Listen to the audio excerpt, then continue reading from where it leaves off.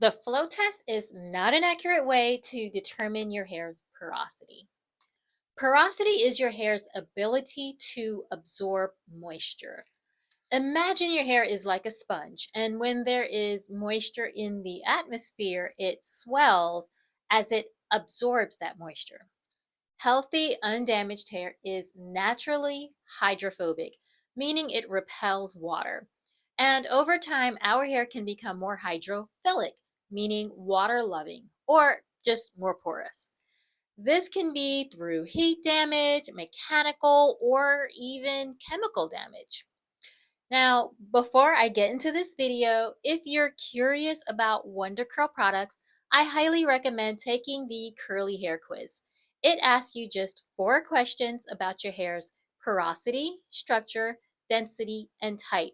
And from there, you get your tailored product recommendations and hair tips on how you should be caring for your hair. The flow test is when you take a few strands of hair and drop them into a glass of water. The idea is that if your hair floats, then it's low porosity. If it sinks to the bottom, then it's high porosity. And if it stays suspended in the water, then your hair is medium porosity. The problem with the float test is that it only tells you the porosity of those strands of hair. It isn't an accurate way to determine your whole head of hair's porosity. Remember how our hair starts off hydrophobic and over time it can become hydrophilic. That's why you may notice the roots of your hair are puffy and the ends of your hair are not.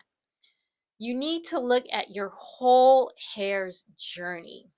You can have more than one porosity on a single strand of hair.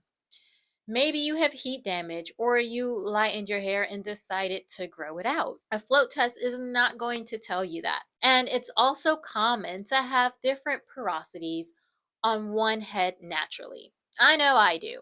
What is a better and more accurate way to find out your hair's porosity or porosities? Wash it and pay attention.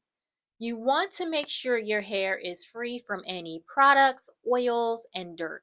And you starting on clean hair, you just get your hair wet. Does your hair take a long time to absorb that moisture? Is water beating up on your hair? Does your hair puff up as soon as it's out of the water? If so, it's low porosity. Is your hair just soaking up that water and becoming limp because it's fully absorbed? If so, then your hair is medium porosity.